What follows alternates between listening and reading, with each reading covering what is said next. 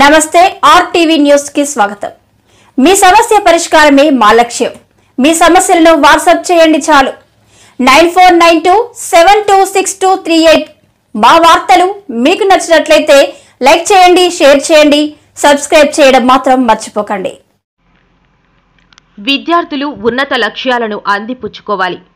P Makavaram ప్రధానోపాధ్యాయులు దేవేశ్వరరావు, శరభన్నపాలెం ప్రధానోపాధ్యాయులు అప్పలనాయుడు।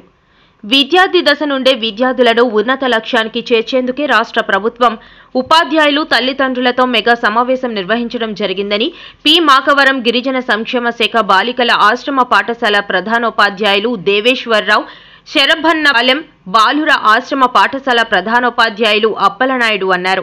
ఈ సందర్భంగా పాఠశాలలో ప్రాంగణంలో ఏర్పాటు చేసిన సమావేశంలో ప్రధానోపాధ్యాయులు దేవేశ్వరరావు, అప్పలనాయుడు మాట్లాడుతూ కెరియర్ గైడెన్స్ లో భాగంగా 40 అంశాలపై శిక్షణ పొందిన ఉపాధ్యాయులతో విద్యార్థులకు ప్రతి శుక్రవారం అవగాహన కల్పించడం జరుగుతుందని అన్నారు।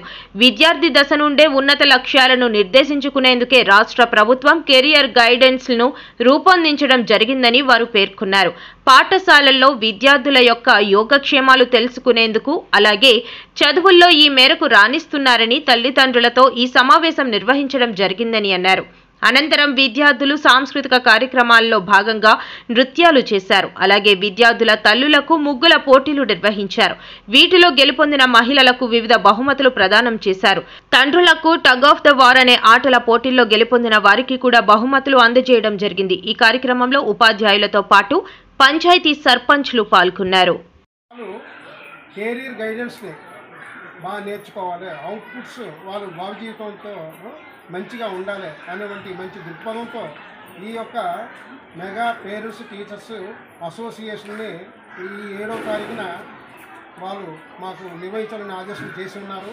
దాని ప్రకారంగా మరియు తల్లిదండ్రులను పిలిపించి పిల్లల యొక్క మంచి భవిష్యత్తు అందించడానికి ఉపాధ్యాయులతో పాటు తల్లిదండ్రులు, ఈ సమాజ వ్యక్తులు, సమాజంలో చేసేటువంటి ఈ ప్రజాప్రతినిధులు ప్రతి ఒక్కరూ కూడా మనం అందరూ కూడా భాగస్వాములని గుర్తు చేయడం కోసమే ఈరోజు ఇక్కడ ఈ సమావేశాన్ని మేము ఏర్పాటు చేయడం జరిగింది।